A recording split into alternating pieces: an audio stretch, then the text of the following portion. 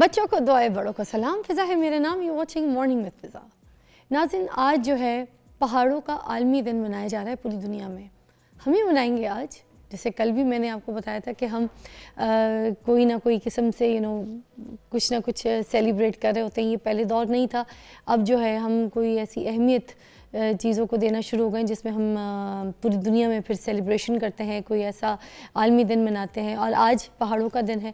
اگر میں پہاڑوں کی بات کروں تو پوری دنیا میں جو 30 کوئی بہت بڑے بڑے مشہور پہاڑ ہیں, ان میں سے 14 جو ہیں وہ تو ہمارے پاکستان میں. اور دنیا کے جو 3 سب سے بڑے ماؤنٹینز ہیں نا, ہمالیہ, کراکرم اور ہندوکش, یہ والے جو ہیں یہ تو آپ کو پتہ ہے یہ پاکستان میں پائے جاتے ہیں. اور ماشاءاللہ سے دیکھیں کچھ فوٹیجز بھی ہم آپ کے سامنے چلا رہے ہیں. کتنے خوبصورت پہاڑ ہیں ان کو دیکھنے کے لیے. واہ, پوری دنیا میں سے لوگ آ کے اس کو دیکھتے آ کے, اور اس کو دیکھیں نانگا پربت ہو گئے, کلر ماؤنٹین جسے کہا جاتا ہے, وہ لوگ آتے ہیں, ٹورسٹ آتے ہیں. ٹھیک ہے, اس پر اچھا میں آپ کو بتاؤں, جو لوگ اس کے اوپر چڑھنے کی کوشش کرتے ہیں, آپ کو پتہ ہے کافی ایسی ڈیتھس ہیں جو ہو جاتی ہیں, اور ان کے بارے میں تو ہم لوگ اس بات پہ ڈسکس نہیں کرتے. جو پار کر جاتا ہے, جو پہاڑی پہ K2 پہ اس طرح کی کیمپنگ کر کے چڑھتا ہے, تو ہم انہی کا نام لے رہے ہوتے ہیں, ہم انہی کی تعریف کر رہے ہوتے ہیں, کتابوں میں بھی انہی کے بارے میں ذکر ہوتا ہے. مگر جو لوگ اپنی جان سے کھو بیٹھتے ہیں, اپنی جان دے بیٹھتے ہیں, اور اس طرح کا ان کا پیشن ہوتا ہے کہ پہاڑوں کے اوپر چڑھنا ہے, انہیں ہائکنگ کر کے جانا ہے, اور ایسے نظارے, ایسی چیزیں وہاں سے کیپچر کر کے لوگوں کو دکھانی ہے. آپ کو یہ جو آپ کو پہاڑ دکھ رہے ہیں نا, یہ ہمارے لیے بہت زیادہ ریونیو کا بھی باعث بنتا ہے, کیونکہ پوری دنیا سے لوگ آتے ہیں, ٹورسٹ آتے ہیں. ٹھیک ہے, یہاں پر آ کے پیسہ خرچ کرتے ہیں. یہ دیکھیں کتنے زبردست طریقے سے اوپر چڑھنے کی کوشش کر رہے ہیں. اور یہ سارے ٹورسٹ آتے ہیں, بڑے ایکسپرٹ ٹورسٹ آتے ہیں پوری دنیا سے. آئے ہائے, سلائیڈنگز بھی ہوتی ہیں. آپ سوچیں کتنا خطرناک ہوتا ہے. It's not safe. دیکھنے میں بہت ایزی لگتا ہے, بٹ یہ بڑا مشکل کام ہے. اور میں تو حیران ہوں, میں نے لاسٹ منتھ میری کچھ ایسی لڑکیوں سے بھی بات ہوئی تھی جو پہاڑوں پہ چڑھتی ہیں. اتنے اونچے پہاڑ انہوں نے پار کیے ہوئے ہیں, اور انہوں نے اپنے ریکارڈز بنائے ہوئے ہیں. میں تو حیران تھی ان سے بات کر کے. پاکستان کی لڑکیاں تھیں. تو پاکستان کی تو اب تو عورتیں بھی ایسے آگے قدم کر رہی ہیں, اپنا نام بنا رہی ہیں, پاکستان کا نام بنا رہی ہیں. اور ہم سردی کی وجہ سے سویٹر پہن کے تو رضائیاں 2 لے کے گھر میں سو رہے ہوتے ہیں. دنیا کہاں سے کہاں نکل گئی ہے. خیر, جو دنیا کہاں سے کہاں نکل گئی ہے, ہمیں بھی نکل جانا چاہیے ساتھ, کیونکہ آج ہم بات کریں گے تعلیم کے اوپر, ٹیچرز کے اوپر. ہم بات کریں گے role of teachers in shaping future generations. خاص ہم نے جو مہمان مدعو کیے ہیں وہ ہیں ڈاکٹر محمد اسلام, جو کہ ایجوکیشنسٹ بھی ہیں, اور آج ہمیں بتائیں گے کہ جو بچوں کی تعلیم ہے, ٹھیک ہے, اس پر اتنی توجہ کیوں نہیں دی جا رہی ہے, یا پھر یہ ٹیچرز کی کوئی مسٹیکس ہے, یا پھر ٹیچرز کی کوئی تربیت جو ہے وہ نہیں ہو پا رہی. یہ ساری چیزیں پوچھیں گے. ہم سب سے پہلے پوچھیں گے جو ہمارا ایجوکیشن سسٹم ہے وہ کیا ہے. السلام علیکم. وعلیکم السلام جی, بہت کیسی شکریہ. طبیعت ہے؟ بالکل ٹھیک ٹھاک. اچھا جی, مجھے بتائیے کہ ہمارا ایجوکیشن سسٹم کیا ہے, ہمیں اینڈ میں یہ جو پروڈکٹ دے رہا ہے وہ کیا دے رہا ہے, کیا پروڈیوس کیا کر رہا ہے؟ دیکھیں, ایجوکیشن سسٹم ہمارا بہت ٹرکی ہے, کمپلیکس ہے, ملٹی لیئرڈ ہے. ایک تو ایجوکیشن سسٹم ہے نہیں, there are so many education systems within this system. ایک جس طرح کا ہمارا سوشل کلاس سسٹم ہے اسی پہ بیس کر رہا ہے ہمارا ایجوکیشن سسٹم. ایلیٹ کے لیے ڈیفرنٹ ایجوکیشن سسٹم ہے, مڈل کلاس کے لیے ڈیفرنٹ ہے, اور ہمارا جو پور سیگمنٹ ہے سوسائٹی کا اس کے لیے بالکل ڈیفرنٹ ہے. تو ابھی تک ہم کوئی سٹیبل ایجوکیشن سسٹم دے ہی نہیں پائے. سب سے بڑا پرابلم یہ ہے. تو ڈاکٹر صاحب پہلے تو یہ کہ ایک کیوں نہیں ہے سسٹم, سارا نظام ایک کیوں نہیں ہے, ہم ابھی تک اس چیز پہ کیوں نہیں آئے؟ ہم جب باہر ممالک کو کمپیٹ کر رہے ہیں ہمارے بچوں کے ساتھ, تو وہاں پر آپ کو پتہ ہے کہ سارے بچے ایک ہی سسٹم کے حساب سے پڑھ رہے ہیں. اور سب سے بڑی بات کہ جو چھوٹے بچے ہیں ان کی تو تعلیم بھی فری ہے, اس کے اوپر کوئی ایکسپینس نہیں, کچھ نہیں. وہاں پر یہ سختی ہے کہ اگر بچہ چھٹی کرتا ہے, اف یو ٹاک اباؤٹ, کیونکہ لندن ابھی لاسٹ بھی ٹریول کر کے آئی تھی, تو میرے کیونکہ بھائی وغیرہ بھی رہتے ہیں, تو اگر آپ بچہ چھٹی کر لیں تو وہاں پر کسی اسکول کی 60, کسی کی 50 پاؤنڈس, کسی کی 70 پاؤنڈس, کسی کی 40 پاؤنڈس ان کی فائن ہے. اگر بچہ چھٹی کرتا ہے تو ان کو وہ پے کرنے. اگرچہ تو کوئی میڈیکل آپ رپورٹس دے دیں, کوئی ایسی اپلیکیشن دے دیں, پروف دے دیں تو ٹھیک ہے, اگر نہیں دے سکتے تو بلا وجہ کی چھٹی پہ آپ کو پیسے دے دیں. یہ سختی ہے. یہاں پر کیا سختی ہے؟ کچھ بھی نہیں. اور امیر ہو غریب ہو کچھ بھی ہو, کوئی سا بھی طبقہ ہو, لیول ایک ہے سب کے لیے. تعلیم اگر امیر کے لیے فری ہے تو غریب کے لیے بھی فری ہے, تو مڈل کلاس کے لیے بھی فری ہے, سب کے لیے فری ہے. ٹرو, آپ بالکل صحیح فرما رہی ہیں. دیکھیں دنیا میں کہیں بھی فرینکلی اسپیکنگ کوئی ایک آئیڈیل یونیفارم ایجوکیشن سسٹم نہیں ہے, لیکن معاشروں میں جو ڈیولپ سوسائٹیز ہیں, یورپ میں انہوں نے ایسا سسٹم لازمی رکھا ہے کہ لوگوں میں سینس آف ڈیپریویشن نہ ہو. ایک large scale public sector education system ہے جو بڑی کمیونٹی کو کیٹر کرتا ہے. ہمارے ہاں پچھلے کئی ڈیکڈس میں یہ ہوا ہے کہ جو پرائیویٹ سیکٹر پہ ہے بوجھ بہت زیادہ بڑھ گیا ہے. پبلک سیکٹر جو رسپانسبلٹیز ہیں, جو سکسیسو گورنمنٹس ہیں, انہوں نے رسپانسبلٹی لی نہیں. انہوں نے education wholesale private sector کو دے دی, جس میں ایک جو ایلیٹزم کا فیکٹر تھا وہ اور زیادہ بڑھ گیا. پہلے جب پبلک سیکٹر زیادہ کیٹر کر رہا تھا ایجوکیشن کو تو ایلیٹزم کا ایلیمنٹ اتنا زیادہ نہیں تھا. جب سے پرائیویٹ سیکٹر میں آپ دیکھیں ایک مشرومنگ ہے, لاہور میں ہم بیٹھے ہوئے ہیں, آس پاس اگر آپ نظر دوڑائیں تو آپ کو ایک نہیں بلکہ بے شمار چینز ملیں گی. ہر دوسرے دن آپ کو سننے کو ملتا ہے کہ ایک اور پرائیویٹ سیکٹر ایجوکیشن سسٹم کی چین شروع ہو گئی ہے, اور اس کو ایک بزنس سمجھا جاتا ہے, جبکہ ایک اچھے معاشروں میں ایجوکیشن کو انویسٹمنٹ سمجھا جاتا ہے. یہ ایک بنیادی فرق ہے سوچ کا, نظریے کا, جس کی وجہ سے ہمارے ہاں جو جیسا بھی ایجوکیشن سسٹم ہے وہ بھی ڈیلیور نہیں کر پا رہا, کیونکہ ہم جو معاشرے میں موجود برائیاں ہیں, جو کلاس سسٹم ہے, اس کو ہمارا ایجوکیشن سسٹم اسٹرینتھن کر رہا ہے, چیلنج نہیں کر رہا. That's where real problem lies. New generation میں جو ٹیچرز ہیں ان کا رول کتنا اہم ہے یہ بتائیے گا. بہت ضروری ہے. دیکھیں ایجوکیشن کسی بھی معاشرے کی بیک بون ہوتی ہے, اس کی ترقی کے لیے ایک لازمی انگریڈینٹ ہے, اور ایجوکیشن کی ترقی کے لیے اساتذہ ضروری ہے. میں آپ کو اس کی ایگزامپل دیتا ہوں کہ استاد کا رول ایک پیوریفائر کا ہوتا ہے. آپ گھر میں کبھی بھی برا پیوریفائر نہیں لگائیں گے تاکہ آپ کے بچوں کو, آپ کی فیملی کو برا پانی پینے کو نہ ملے. اور ہم اتنی بے دردی سے یا معاشرے میں بغیر دیکھے سمجھے, بغیر کسی کوالٹی کے, بغیر ٹریننگ کے اساتذہ بھرتی کر لیتے ہیں, اور بھرتی کرنے کے بعد بھی ان کو ٹرین نہیں کرتے. ہمارے پاس باقی ڈیولپمنٹ پہ بہت زیادہ بجٹ ہوتا ہے اسپینڈ کرنے کو, لیکن اساتذہ جو معاشرے کو کی تعمیر کریں گے, جو معاشرے کو پیوریفائی کریں گے ہر لحاظ سے, جو آپ کو ایک معتدل اور صحت مند معاشرہ بنا کے دیں گے, ان پہ ہم خرچ کرنے کو تیار نہیں ہیں. اور یہ آج سے نہیں ہے, یہ جب سے پاکستان بنا تب سے یہی ہے. تو مجھے بتائیں کیا یہ ہمارے ٹیچرز کی بھی کوئی مسٹیکس ہیں کہ جس کی وجہ سے ہو سکتا ہے کہ ان کی ایسی تربیت نہیں ہے, یہاں پر ان کو کوئی ایسی پریکٹس نہیں کرائی جاتی, یا ان کو ایسا کچھ ان کو آگے نہیں سکھایا جا رہا ہوتا کہ پھر وہ آگے بچوں کو سکھائیں, یہ کیا ہے جی بالکل ایسا ہی ہے. ٹریننگ پہ جیسے میں نے عرض کیا, ٹریننگ پہ بالکل سپینڈ نہیں کیا جا رہا. پہلے تو جو لوگ معاشرے میں کہیں اور ایڈجسٹ نہیں ہو پا رہے, سب کی بات نہیں میں کر رہا, زیادہ تر وہ لوگ پھر تعلیم میں آ جاتے ہیں, استاد بنتے ہیں. اور جب یہ لوگ آتے ہیں تو پھر ایک ذمہ داری بنتی ہے اسٹیٹ کی, اداروں کی, جہاں وہ ہائر کیے جاتے ہیں کہ وہ ان کو ٹرین کریں. لیکن انفارچونیٹلی ان کی ہائرنگ کے بعد بھی ان کو اس طرح ٹرین نہیں کیا جاتا جس طرح کہ کیا جانا چاہیے. تو اسی وجہ سے کیونکہ ایک ٹیچر ٹرین جو نہیں ہے وہ کبھی بھی اس طرح پرفارم نہیں کر سکتا جو کہ ایک ٹرین ٹیچر کرے گا. تو مجھے بتائیں نا پھر ٹیچرز کی جو ہے وہ ٹریننگ کس جگہ سے, کہاں سے کروائی جائے, تاکہ جب ٹیچرز ٹرین ہوں تو وہ صرف سلیبس کور کروانے کے چکر میں بچوں کو رٹا نہ کروائیں, بلکہ ان کو کچھ سکھانے کے طرف, ان کے اندر کچھ سکلز بھی متعارف کروائیں, ان کو کچھ انٹروڈیوس کروائیں, کوئی نئی چیز سکھائیں, کوئی ایسی چیزوں سے متعارف کروائیں. وہ تو تبھی ہوگا نا کہ جب یہ صرف سلیبس کا پریشر نہیں ہوگا بچوں پہ. ہم تو یہاں پر سب سے پہلے یہی دیکھتے ہیں کہ بچوں پہ رٹیفیکیشن کا سلیبس ہے کہ that you have to cover it. Otherwise وہ جو سکھانے والا ایک ایلیمنٹ تھا جو ہم سوچتے ہیں, جو ایک استاد کی فگر دیکھتے ہیں, وہ چیزیں ہیں ہی کوئی. تو پھر ٹیچرز کی ٹریننگ کس جگہ سے ہونی ہے؟ میں عرض کرتا ہوں, دیکھیں پاکستان میں ملینز آف ٹیچرز ہیں. پبلک پرائیویٹ سیکٹرز کو آپ ملائیں تو they are more than 2 million teachers جن کا ڈیٹا ہمارے پاس ہے.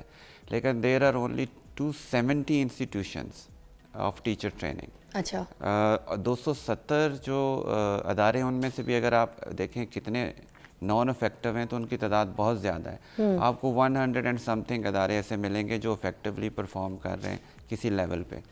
تو ایک تو سب سے پہلے ہمیں ادارے اسٹرینتھن کرنے کی ضرورت ہے اور زیادہ کرنے کی ضرورت ہے جو ٹیچرز کو ٹرین کریں. جو دوسری بات آپ نے کی اسکل سیٹ کے حوالے سے وہ بہت ضروری ہے. ہمیں جو اساتذہ کے ٹریننگ کے ادارے ہیں ان کو امپاور کرنا پڑے گا کہ جو آج کی ماڈرن اسکل سیٹ ہے اس کے مطابق ٹیچرز کو ٹرین کریں اور ٹیچرز پھر اس کے بعد کلاسز میں جا کے بچوں کو ٹرین کریں. دیکھیں ابھی تو باقی ٹیکنالوجی کی بات تو میں بعد میں کرتا ہوں جس کی ضرورت ہے ہمیں آرٹیفیشیل انٹیلیجنس کی. بیہیویئر بہت چینج ہو گئے ہیں. آپ نے ایک کامن کمپلینٹ سنی ہوگی بزرگوں میں بھی اساتذہ میں بھی, آج کے بچے بہت بدتمیز ہو گئے. ان کا جو اسکل سیٹ ہے, ان کا رویہ ہے, جو بیہیویئر سیٹ ہے وہ چینج ہو گیا. آج کے بچے ان پہ جو سوشل امپریشنز ہیں, انفلوئنسز ہیں, اس کے بعد جو ان کے رویے بن رہے ہیں, ایٹیچیوڈز بن رہے ہیں, وہ بالکل ڈفرینٹ. اچھا, اس پہ ہم ڈیٹیل میں بات کریں کہ بریک کے بعد. اب ہمارے ساتھی ہیں, ہم بچوں کے اسکلز کے اوپر بات کر رہے ہیں, ساتھ میں جو ہے ان کی جو ٹیچنگ کا جو سارا نظام ہے ہم اس کے اوپر بات کریں کہ ہمارے ٹیچرز کون سا کیسا کیا رول پلے کر رہے ہیں جس کی وجہ سے ہمارے بچے جو ہیں کمپیٹ نہیں کر پا رہے ہیں باقی ممالک کی تعلیم تربیت کے ساتھ. آپ کو بریک کے بعد ملتے ہیں. Welcome back to watching morning with Faza. ناظرین, ابھی ہم بات کر رہے ہیں کہ یہاں پر بچوں کو جو ہم پڑھا رہے ہوتے ہیں, جو بھی تربیت دے رہے ہوتے ہیں, اس میں ہمارا جو نظام ہے جس میں کمیونیکیشن سکلز اور کریٹیوٹی جو ہے وہ بچوں کی بالکل ختم ہو جاتی ہے کیونکہ ہم صرف سلیبس کے اوپر فوکس کر رہے ہوتے ہیں اور بچہ جو ہے صرف رٹیفیکیشن کے اوپر ہی اپنی ساری جو ہے نا انرجی لے کے چلا جاتا ہے. تو آپ بات کر رہے تھے بریک سے پہلے کہ بچے جو ہیں بدتمیز ہو گئے ہیں, ایٹیٹیوڈ آ گیا ہے, وہ کس حساب سے آپ بات کر رہے ہیں؟ میں اس کو اس تناظر میں کہہ رہا تھا کہ یہ ٹیچر نے ایک ایزی ایکسکیوز ڈھونڈ لیا. حالانکہ میں سمجھتا ہوں کہ آج کے دور میں آج کے بچوں کو ڈیل کرنے کے لیے جس طرح کا اسکل سیٹ چاہیے ہوتا ہے ٹیچرز وہ ڈیولپ ہی نہیں کر پا رہے.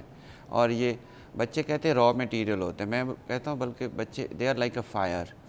اب یہ ٹیچر کا کام ہے کہ وہ اس کو ٹرین کرے, بچے کو وہ تربیت دے کہ وہ باہر جا کے روشنی بنے, اسی فائر سے ایک شمع بنے, یا کہ وہ ایک آگ کا گولہ بنے اور معاشرے کو جلا دے. سر, آج کے ٹیچر سے اگر بچہ سوال کرتا ہے یا بار بار سوال کرتا ہے, یا کوئی بچہ آپ کو پتہ ہے کلاس میں ایک دو بچے ایسے انٹیلیجنٹ ہوتے ہیں, ہوشیار ہوتے ہیں, جو بات پہ اس کی کھال نکال رہے ہوتے ہیں, بات پہ, اور وہ سوال کو پوچھ کے نا اپنے اندر سمجھنے کی کوشش کر رہے ہوتے ہیں, اس کے اندر بالکل انوالو ہو جاتے ہیں. تو ٹیچرز ان کو کہتی ہے آپ کو جو یاد کرنے کو کہا وہ کریں, آپ آگے کیوں چلے گئے, یہ کیا کر رہے ہیں آپ, بعد میں بات ہوگی, بیٹھ جائیں آپ کلاس.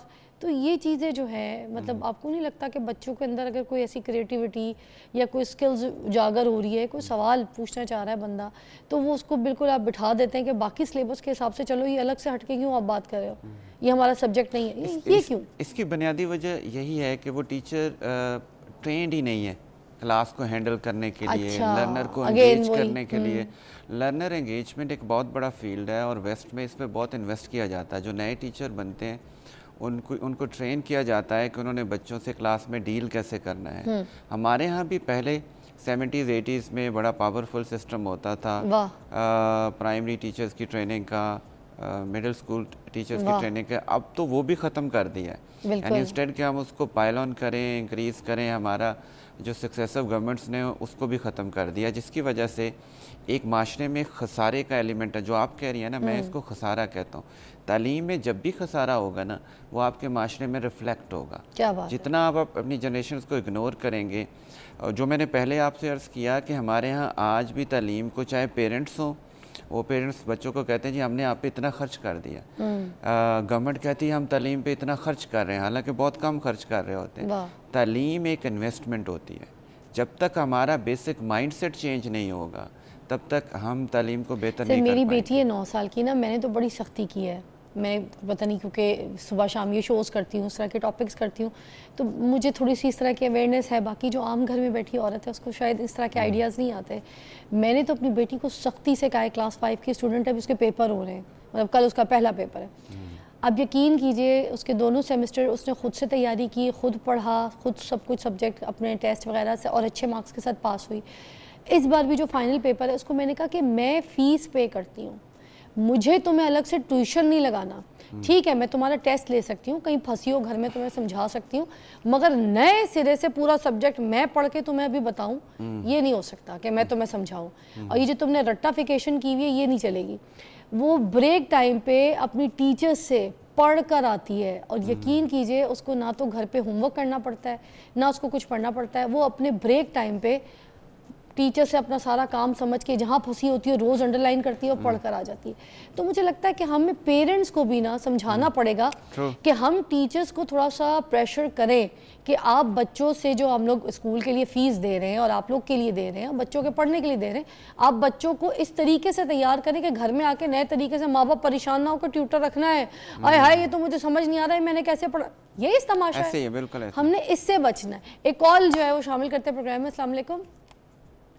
अरसलान है। अरसलान जी कैसी हैं आप? ठीक हैं फिजा? ठीक ठाक, आप कैसे हैं? मैं भी ठीक। अच्छा, ये मैं आपका ये भी टॉपिक देख रहा था, तो मैं खुद जो है ना वो एक मिडिल क्लास फैमिली से बिलोंग करता हूँ। मैं कमाता भी मतलब मेरी कुछ 50-60 हजार सैलरी है। अच्छा। अब मैंने अगर कोई गवर्नमेंट स्कूल में अपने बच्चे को पढ़ाना है तो वो तो बिल्कुल ही वहाँ पे कोई एजुकेशन का स्टैंडर्ड है ही नहीं है। या अगर कोई छोटे मोटे प्राइवेट स्कूल में पढ़ाता हूँ 4-5 हजार उनकी फीस है। अब वो भी वहाँ पे भी हम लोग मुतमईन नहीं है, लेकिन अगर किसी अच्छे स्कूल में पढ़ाना हो तो मेरा ख्याल से तो 50-60 हजार से नीचे तो उनकी कोई फीस ही नहीं है। इस चीज को बल्कि आप भी समझती होंगी कि आपकी भी अगर वो बच्ची है, वो पढ़ती है बेटी, तो आपको पता होगा कि अच्छे स्कूलों की फीसें कितनी ज्यादा है। तो हम मिडिल क्लास लोग जो हैं वो किधर जाएं? हमारे पास तो कोई ऑप्शन ही नहीं बचती। बात इतनी ही सही की है। आप साथ रहिएगा मेरे साथ, जरा कॉल पे जवाब दीजिए पहले आप। जी, ये बिल्कुल सही ऑब्जर्वेशन है। मैंने पहले किया ये कहा कि हमारा जो एजुकेशन सिस्टम है वो मल्टी लेयर्ड है और वो एलीट को सपोर्ट करता है, जो सोशियो इकोनॉमिक डिवाइड है माशरे में उसको मज़ीद स्ट्रेंथन करता है। तो ये जो मेन हमारे स्टेक होल्डर्स हैं सोसाइटी के, गवर्नमेंट्स हैं, उनको बैठ कर सोचना पड़ेगा कि जो पिसी हुई मिडिल क्लास है जो दिन ब दिन मज़ीद पिसती जा रही है, उसके लिए वे आउट किया। उसके लिए उम्मीद होती है उसके बच्चे पढ़ लिख जाएं, हाँ। कल को उनके दिन बदल जाएंगे। सर आप वो भी तो उम्मीद हम छीन एजुकेशनिस्ट रहे है ना, मुझे जी, थोड़ा जी। सा आप अरसलान क्योंकि साथी हैं, ज़रा जवाब दीजिए, आप भी बात कीजिए उनसे कि क्या किस तरीके का दौर आ गया। आप ये देखें ना, देखिए इसमें कि अमीर के लिए अच्छी तालीम जी। तो गरीब जो है उसके लिए तालीम ही कोई नहीं है, जो दरमियान है उसके लिए दरमियानी तालीम। तो ये क्या पैसों से तालीम होनी है, और पैसों के साथ तालीम का कब से ताल्लुक़ हो गया? ये तो है ही नहीं इस तरह। बस ये हमारे माशरे की यही सिस्टम ज़रीफ़ी है। अब देखिए इसका एक तो है टॉप लेवल अरेंजमेंट जो मैंने अभी अर्ज़ किया कि गवर्नमेंट्स को केयर करनी पड़ेगी, उन्हें आवाम को वाकई अपनी ज़िम्मेदारी समझना पड़ेगा। दूसरा है लोअर लेवल अरेंजमेंट जो हम पेरेंट्स भी कर सकते हैं। अभी आप थोड़ी देर पहले आप कह रहे थे अगर स्कूल इतने अच्छे नहीं हैं तो पेरेंट्स थोड़ा टाइम निकालें। आई नो इकोनॉमिक बर्डन बहुत ज़्यादा है, बाज़ का पेरेंट्स को 2-2 नौकरियां भी करनी पड़ती हैं, ज़्यादा काम करना पड़ता है। जो वो हमसे पिछली जनरेशन करती थी उससे बहुत ज़्यादा काम हम करते हैं और आने वाले दिनों में हो सकता है ये और भी बढ़े। तो हमें फिर भी बच्चों के लिए टाइम निकाल के उनकी एजुकेशन पे तवज्जो देनी पड़ेगी। स्कूल से हट के जो एक पेरेंटेज का कोई नया मॉडल लाना पड़ेगा घरों में, जहाँ पेरेंट्स माँ या बाप दोनों। अरसलान आप साथ हैं तो बात कर सकते हैं, आप हैं हमारे साथ? अरसलान अरसलान जी जी जी, मैं आपके सामने सबसे पहले तो माफ़ी मांगना चाहूँगी। हम शर्मिंदा हैं अरसलान, बहुत अफसोस की बात है कि ये जो एजुकेशन सिस्टम है हमारे पाकिस्तान का, जिसने हमें शर्मिंदा करके रख दिया है पूरी दुनिया में कि हम अपने बच्चों को वो तालीम का निज़ाम दे ही नहीं सकते, वो तालीम नहीं दे सकते। ठीक है, हम कहते तो हैं कि हम इस्लामी जमहूरिया पाकिस्तान से हैं, मगर उसके बावजूद हम अपनी चीज़ों को फॉलो करते ही नहीं हैं। हम सिर्फ नाम के इस्लामी जमहूरिया पाकिस्तान के जो है ना बाशिंदे हैं, वरना इस्लाम में कोई ऐसा कॉन्सेप्ट नहीं है। अमीरी गरीबी का कॉन्सेप्ट कैसे है? इस्लाम में है ही कोई नहीं। हाँ, अच्छे इंसान का और बुरे इंसान का कॉन्सेप्ट है इस्लाम में, मगर सितम ज़रीफ़ी आप चेक करें कि पाकिस्तान में जहाँ पे हम ये बात कर रहे हैं कि इस्लाम फैला रहे हैं, वहाँ पर सिर्फ और सिर्फ जो है दौलत से हम अपनी चीज़ को जो है ना लोगों के सामने दिखा रहे हैं। जो एक अमीर है वो अपने बच्चे को अच्छे से अच्छी तालीम दे के तो अमीर स्कूल कॉलेजेस यूनिवर्सिटीज़ में पढ़ा के तो उसको अच्छा नामवर एक बंदा बना रहे हैं, इंसान बना रहे हैं। जो गरीब है वो गरीब का बच्चा साला गरीब ही रहेगा। ये निज़ाम हमारा बना के रख दिया पाकिस्तान, और उसको कहा जाएगा कि तू गरीब है, तेरे बाप के पास पैसा नहीं, तेरे बाप के पास जायदाद नहीं है, तेरे पास टका कोई नहीं है, तू गरीब है। ठीक है, अगर उस गरीब में से कोई बेचारा निकल गया तो वो अपनी एक मेहनत से, मुशक्क़त से, और उस मेहनत से कि अपनी जान मार के माँ का बाप का इलाज ना करा के, भूखे प्यासे फाके काट के, माँ बाप घर में भाई बहन बेचारे, उनमें से सारे भाई बहनों में से कोई एक बच्चा जो निकलेगा उसमें गरीब का कोई बच्चा निकलेगा, मगर वो नहीं निकल पाएगा। क्यों? क्योंकि तालीमी निज़ाम हमारे मुल्क का ऐसा है تو ارسلان میں آپ سب کے سامنے جو ہے نا میں آپ سے معافی چاہتی ہوں. ہمارے ایجوکیشن سسٹم کی وجہ سے ہم شرمندہ ہیں, اور آپ نہیں صرف اکیلے, ایسے بہت سے ارسلان ہیں جن کے آگے مجھے لگتا ہے معافی مانگنی پڑے گی. تھینک یو سو مچ, بہت بہت شکریہ آپ کا.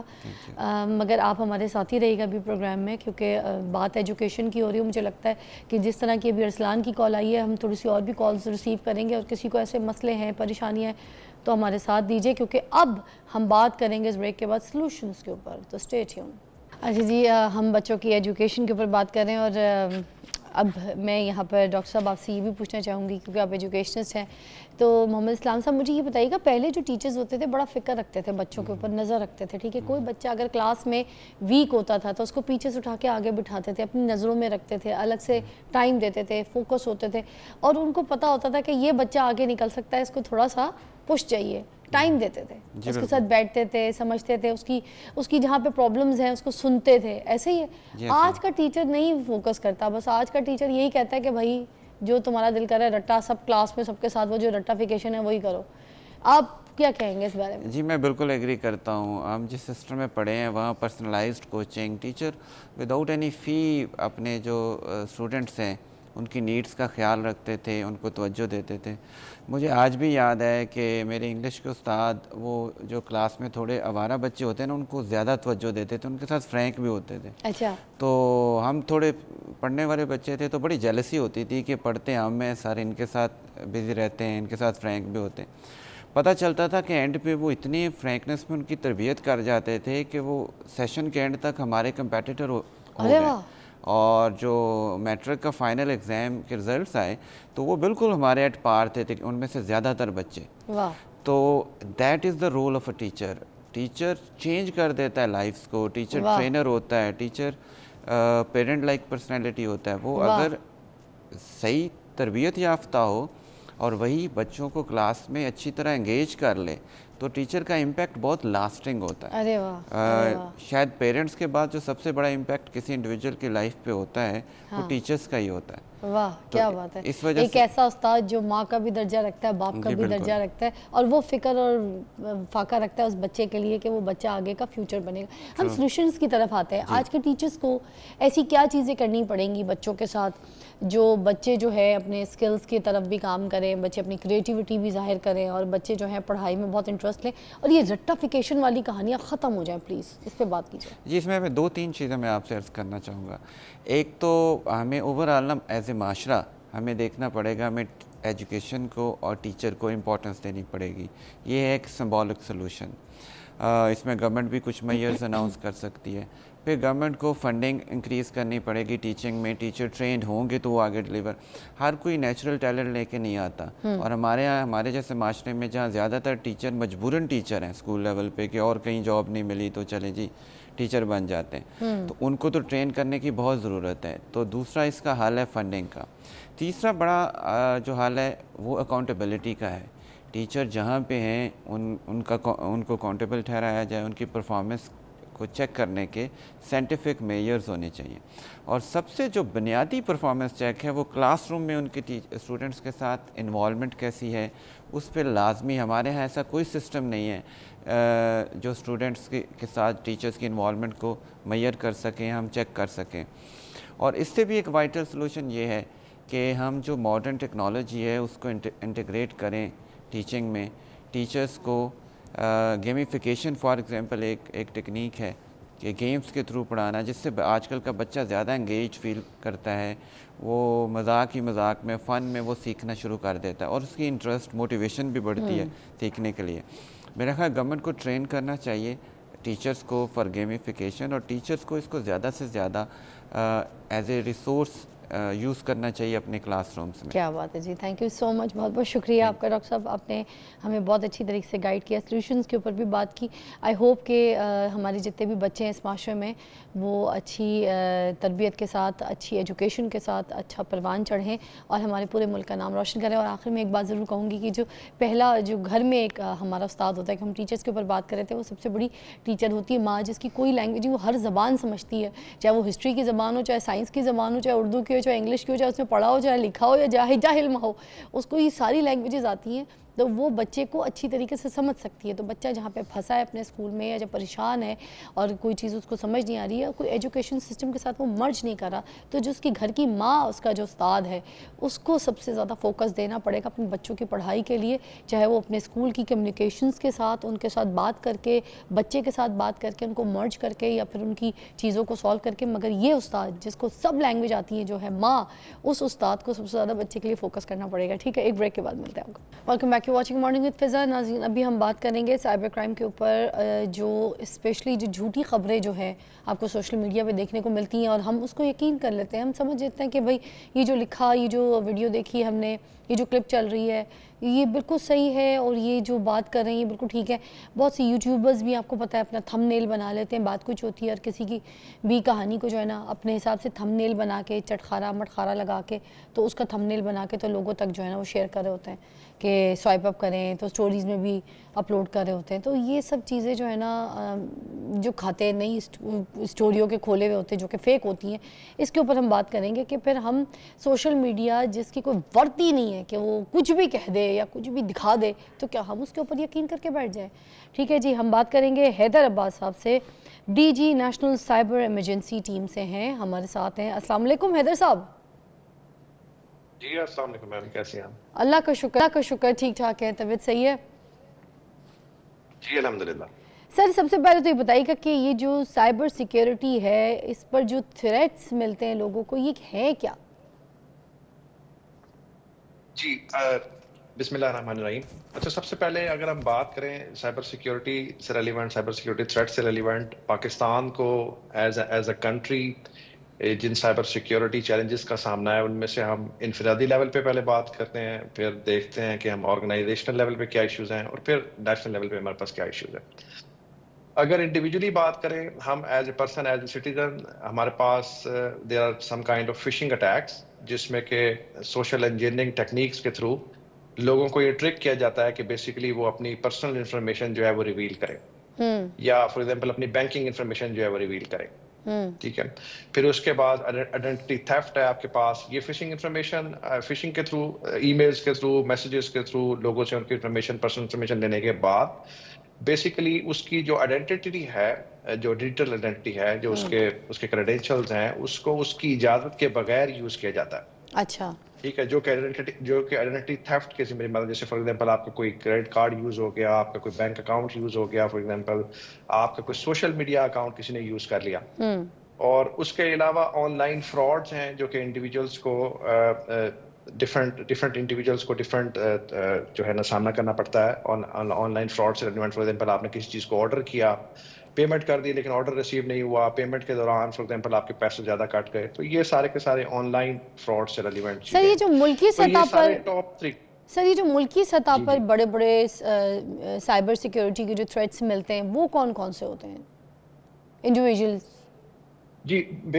جی بیسیکلی آپ دیکھیں کہ آپ کے پاس ڈیٹا بریچز ہیں, جس میں سے جو آپ کی ملکی آرگنائزیشنز ہیں, فار ایگزامپل ان کا جو ڈیٹا ہے فار ایگزامپل وہ ڈفرینٹ طریقوں سے جو ہے وہ چوری ہو سکتا ہے, اور وہ ڈفرینٹ میلیشیس پرپسز کے لیے یوز ہو سکتا ہے. پھر آپ کے ملک کا کرٹیکل انفراسٹرکچر ہے, جس میں کہ آپ کے پاس یہ جو پاور سسٹم ہے آپ کا سارا, آپ کے ڈیمز ہیں, آپ کے ایئرپورٹس ہیں, سارے کے سارے, یہ سارے کا سارا آپ کا کرٹیکل انفراسٹرکچر کے ٹائپس ہیں. کرٹیکل انفراسٹرکچر پہ سائبر اٹیکس ہو سکتے ہیں.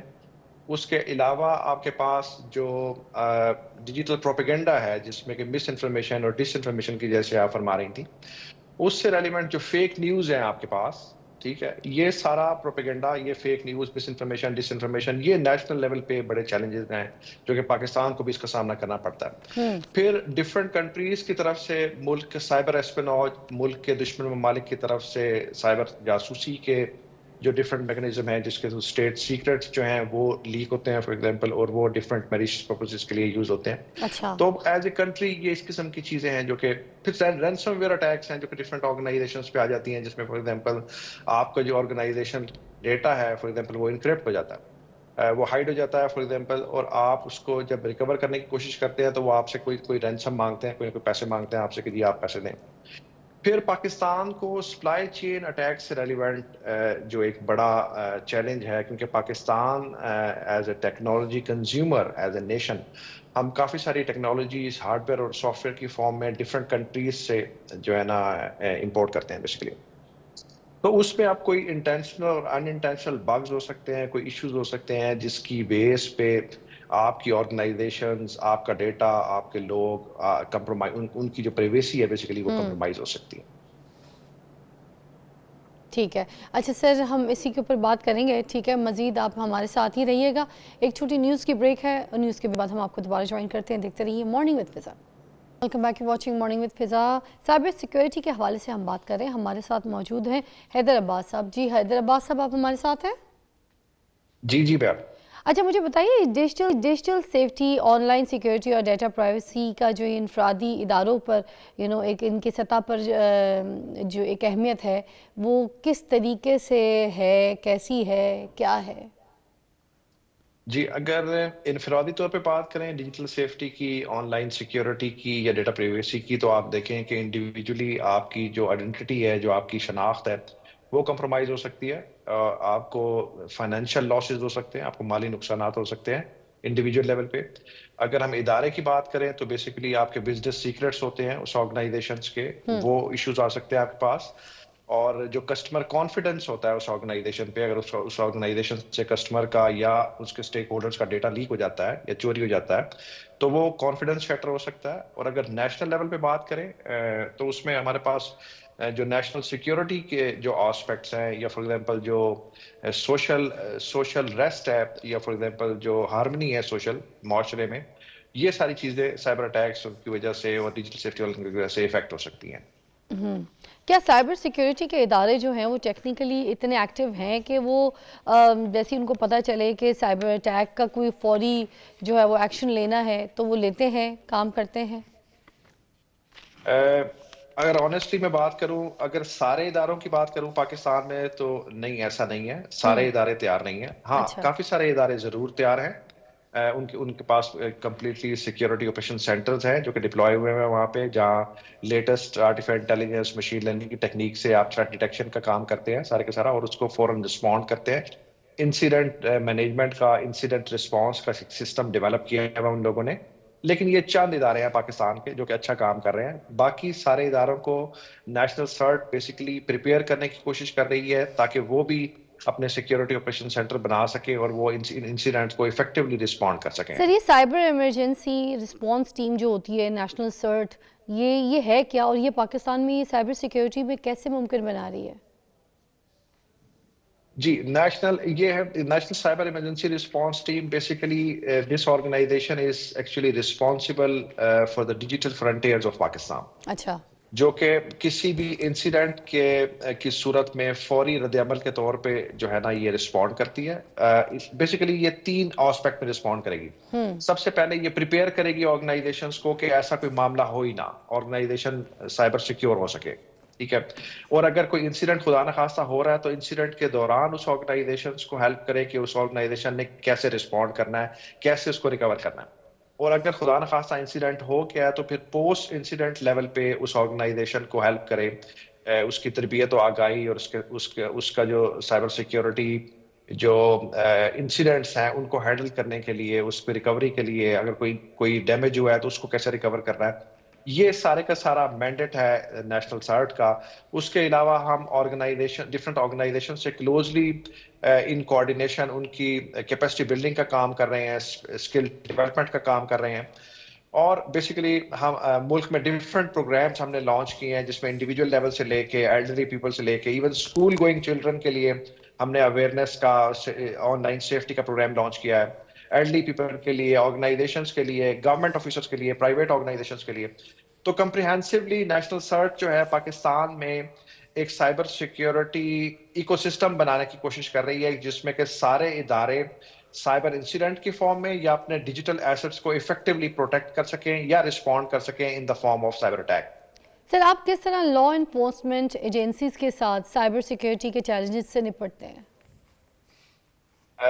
اگر میں آپ کو ایکسپلین کروں تو نیشنل سرٹ جو ہے that is the first respondent of any cyber incident that happens in Pakistan. उसके बाद ये होता है कि हम उसकी टेक्निकल एवेल्युएशन करने के बाद बेसिकली हम FIA को या डिफरेंट ऑर्गेनाइजेशंस को जिससे रेलिवेंट वो स्पेसिफिक अटैक होता है उसको हम बेसिकली आगाह करते हैं. अगर लीगल प्रोसीडिंग्स हो तो फिर FIA उसको उसकी जो लीगल प्रोसीडिंग्स है वो प्रोसीड करता है. और अगर हमने वैसे उसको उस ऑर्गेनाइजेशन को प्रिपेयर करना है, उस ऑर्गेनाइजेशन को रिकवरी के लिए हेल्प करनी है, इंसिडेंट रिस्पांस में हेल्प करनी है, तो उसके लिए जो है ना नेशनल सर्ट पाकिस्तान के तकरीबन सारे इदारों के साथ मिलके काम करती है. मतलब आप कहना चाह रहे हैं कि नेशनल सर्च जो है वो नेशनल जितने भी इंटरनेशनल जो ऑर्गेनाइजेशंस हैं उनके साथ कोऑर्डिनेट करती है, उनके साथ साइबर सिक्योरिटी जो है वो मुसलसल. जी मैं अर्ज करता हूँ. पहले तो नेशनल लेवल पे मैंने अर्ज किए, जैसे नेशनल लेवल पे जितने इदारे हैं सारे मैं उनके साथ, और फिर इंटरनेशनल लेवल पे हमारे पास जो डिफरेंट मुल्कों के सर्ट्स हैं, जैसे चाइना सर्ट है, मलेशिया सर्ट है, डिफरेंट फ्रेंडली कंट्रीज के सर्ट हैं, उनके साथ मिलके हम इंफॉर्मेशन शेयरिंग, थ्रेट शेयरिंग वाला काम करते हैं. वो हमें बताते हैं कि ये थ्रेट है, फॉर एग्जांपल आप अपने मुल्क को आगाह कर दें, फॉर एग्जांपल इसको कैसे काउंटर किया जा सकता है. फिर रीजनल लेवल पे OIC सर्ट्स हैं, AP सर्ट्स है, एशिया पैसिफिक सर्ट है, और इंटरनेशनली फर्स्ट के नाम से forum of incident response and security teams के नाम से इंटरनेशनल ऑर्गेनाइजेशन है जो कि सारे मुल्कों की सर्ट आपस में मिलके आपस में कोऑर्डिनेशन करती है और साइबर सिक्योरिटी के जो खतरात हैं उनको इफेक्टिवली डील करती है. तो नेशनली और इंटरनेशनली दोनों लेवल पे नेशनल सर्ट जो है ये इफेक्टिवली साइबर सिक्योरिटी को डील कर रही है. ये हमारे माशरे में जो सोशल मीडिया के ऊपर फेक न्यूज़ जो हैं वो आपको सुनने को देखने को मिलती हैं, क्या इसके ऊपर भी काम करती है? जो क्योंकि इस तरह की जो न्यूज़ होती है वो माशरे में बिगाड़ का काम करती हैं, तो इसके ऊपर भी है कोई हाथ? जी बिल्कुल, जी बिल्कुल इस पे काम कर रहे हैं, और हम डिफरेंट इदारों के साथ मिलकर काम कर रहे हैं. और जो फेक न्यूज़ हैं, ये मिस इन्फॉर्मेशन, डिस इन्फॉर्मेशन है, जिससे कि एक सोशल अनरस्ट पैदा होता है मुल्क में और लोग जो है वो इनसिक्योर फील करते हैं. उससे रेलिवेंट हमने काफ़ी सारे जो है ना मेजर्स लिए हुए हैं और हम उसको इफेक्टिवली डील सर, करने की अगर कोई कोशिश कर रहे फेक हैं. न्यूज़ आज अपलोड होती है फॉर एग्जांपल, तो वो कब तक जो है सोशल मीडिया से गायब हो जाती है, और उसके बारे में क्लैरिफिकेशंस वगैरह जो है उसकी सही रिपोर्ट जो है वो लोगों तक कैसे पहुंचाई जाती है? क्या किया जाता है ताकि उस रिपोर्ट को जो है रोका जाए, वो गलत फेक न्यूज़ जो है उसको बंद किया जाए, जिससे हमारे माशरे में काफ़ी जो है ना नुकसानात होते हैं? आपको पता है लोगों के मेंटली सिचुएशंस बहुत ख़राब हो जाते हैं जब इस तरह की कोई चीज़ किसी के बारे में या कहीं किसी के लिए बोल दी जाए या कर दी जाए. जी आप बिल्कुल सही फरमा रही हैं. अच्छा, इससे रेलिवेंट ना एक कुछ मल्टी लेयर अप्रोच यूज करने की जरूरत पड़ती है. बेसिकली तो सबसे पहले अगर किसी इंडिविजुअल के बारे में है, किसी उसके बारे में है, तो फॉर एग्जांपल उसको रिपोर्टिंग के मैकेनिज्म अवेलेबल हैं, जो स्पेसिफिक प्लेटफॉर्म वो यूज कर रही हैं या कर रहे हैं. अगर सोशल मीडिया प्लेटफॉर्म यूज कर रहे हैं तो उसके थ्रू रिपोर्ट की जा सकती है, फिर FIA को रिपोर्ट की जा सकती है. ठीक है. और उसके बाद अगर वो फेक न्यूज फॉर एग्जांपल किसी वेबसाइट पे अवेलेबल है तो PTA को रिपोर्ट की जा सकती है, हमें रिपोर्ट की जा सकती है. और इंडिविजुअल की भी ये जिम्मेदारी है कि कोई भी चीज जब आपके पास आप रिसीव करते हैं उसको एज इट इज फॉरवर्ड ना करें, उसको वेरीफाई करने का तरीकेकार मौजूद है. उसको एक से ज्यादा सोर्सेज से वेरीफाई करें. हो सकता है वो सोर्सेज भी वेरीफाइड हो, तो आप उसको इफेक्टिवली इन इदारों के साथ कोऑर्डिनेट करके या डिफरेंट सोर्सेज के साथ या फैक्ट चेकिंग किस्म की या बैक ट्रैक किस्म की करने की जो मैकेनिज्म है वो अवेलेबल है, उसके थ्रू उसको वेरीफाई करके फिर फॉरवर्ड करें. ये इंडिविजुअल की जिम्मेदारी है. सर फिर ये उसके बाद जो जी सर ये जो नेशनल सर्ट है ये किस तरीके से हैकर्स को काउंटर करता है, पकड़ता कैसे, ट्रेस कैसे करता है? अच्छा, हैकर से रेलिवेंट बेसिकली हमारे पास ना मॉनिटरिंग का एक सिलसिला है जिसमें कि हम थ्रेट इंटेलिजेंस और ऑर्गेनाइजेशनल लेवल पे सिक्योरिटी ऑपरेशन सेंटर और पेनिट्रेशन टेस्टिंग और वल्नरेबिलिटी असेसमेंट इस किस्म के प्रोग्राम्स जो हमने लॉन्च किए हुए हैं. और ऑर्गेनाइजेशंस को भी हमने एम्पावर किया हुआ है कि वो कॉन्टिन्यूसली अपने ऑर्गेनाइजेशनल लेवल पे अपना जो साइबर मैकेनिज्म है सारे का सारा उसको मॉनिटर करें. और फिर नेशनल लेवल पे हम बेसिकली डार्क वेब मॉनिटरिंग भी कर रहे हैं. हम उसके अलावा जो डिफरेंट आपके मुल्क में जितना थ्रेट लैंडस्केप है उसको हम कॉन्टिन्यूसली मॉनिटर करते हैं. उसके लिए काफी सारे इदारे तो अभी तक प्रिपेयर हो चुके हैं, इसका हिस्सा बन चुके हैं. और कुछ इदारे ऐसे हैं जिनमें कि हम सिक्योरिटी ऑपरेशन सेंटर उनको आगाही मुहिम प्रोवाइड कर रहे हैं, जिसकी बेस पे वो अपने सारे सिक्योरिटी ऑपरेशन सेंटर बनाएं अपनी ऑर्गेनाइजेशंस में, जिसकी बेस पे थ्रेट शेयरिंग का मैकेनिज्म होगा उनके सेक्टोरल लेवल सर्ट के साथ और फिर नेशनल लेवल सर्ट के साथ. तो ये कम्प्रिहेंसिव मैकेनिज्म अभी थोड़ा सा टाइम लगेगा इसको बनने में, पर उससे पहले हम जितने अवेलेबल रिसोर्सेज है हमारे पास, जितने अवेलेबल मैकेनिज्म्स हैं उसके थ्रू तो हम डील कर रहे हैं. लेकिन अगर एक कम्प्रिहेंसिव इन्वायरमेंट की बात करें तो उसके लिए अभी हम इंसेप्शन फेज में हैं और हम ऑर्गेनाइजेशंस को बेसिकली प्रिपेयर कर रहे हैं कि एक पूरा कम्प्रिहेंसिव इकोसिस्टम बनाया जा सके जिसमें इफेक्टिवली जो है ना कॉन्टिन्यूसली 24/7 अपने साइबर जो लैंडस्केप है उसको मॉनिटर किया जा सके। सर आपको नहीं लगता कि हमारे मुल्क में जो पाकिस्तान में जो यूनिवर्सिटीज़ वगैरह हैं वहाँ पे स्टूडेंट्स को साइबर सिक्योरिटी के हवाले से थोड़ी सी ट्रेनिंग देनी चाहिए, और ट्रेनिंग मिले तो अच्छा हो जाएगा? जी आप सही फरमा रही हैं। बहुत सी यूनिवर्सिटीज ने अभी इवन बैचलर लेवल पे भी डिग्री प्रोग्राम स्टार्ट किए हैं इन साइबर सिक्योरिटी। नास्ट इसमें शामिल है, फॉर एग्जांपल इसमें एयर यूनिवर्सिटी है और पाकिस्तान की अच्छी यूनिवर्सिटीज हैं जो कि बैचलर लेवल पे प्रोग्राम करा रही हैं। फिर मास्टर्स और पीएचडीज ऑलरेडी ये यूनिवर्सिटीज करा रही हैं पाकिस्तान में, काफ़ी सारी यूनिवर्सिटीज डिफरेंट प्रोविंसेस में, नेशनल लेवल पे even MS in cyber security, PhD in cyber security. उसके अलावा काफ़ी सारे इदारे ऐसे हैं जिन्होंने पाकिस्तान में साइबर सिक्योरिटी से relevant different trainings and awareness session introduce कराए हुए हैं। पीटीए ने कराया हुआ है, फॉर एग्जांपल उनकी एक कैंपेन चलती है हमेशा, और वो awareness through social media, through SMS. उसके अलावा ट्रेनिंग्स गवर्नमेंट लेवल पे डिफरेंट ऑर्गेनाइजेशंस हैं। MOITT काफ़ी सारे इनिशिएटिव ले रही है in the area of cyber security, जिसमें लोगों को और फॉर एग्जांपल स्टूडेंट्स को जो एक्चुअल स्किल सेट है, जो हैंड्स ऑन ट्रेनिंग है, उससे रेलिवेंट आगाही परफॉर्म की जा सके। फिर नेशनल सर्ट ने काफी सारे प्रोग्राम्स लॉन्च किए, जैसे मैंने अर्ज किया आपको, बच्चों के लिए अलहदा, एल्डरली पीपल के लिए अलहदा, ऑर्गेनाइजेशनल के लिए अलहदा, गवर्नमेंट ऑफिसर्स के लिए अलहदा, और as a whole international level पे हमने फॉर एग्जांपल साइबर वॉच की एक सीरीज लॉन्च की है, जिसमें कि हम इंटरनेशनल जो पाकिस्तानी डिफरेंट मुल्कों में डिफरेंट ऑर्गेनाइजेशंस में काम कर रहे हैं उनको हम ऑनलाइन देते हैं, और उनके थ्रू जो करंटली हॉट इशू होता है उससे रेलिवेंट हम अपने लोगों को यहाँ अवेयरनेस के लिए एक प्लेटफॉर्म प्रोवाइड करते हैं। थैंक यू सो मच तो ये हैदर सारे अब्बास इदारे साहब, मिलके बहुत बहुत शुक्रिया।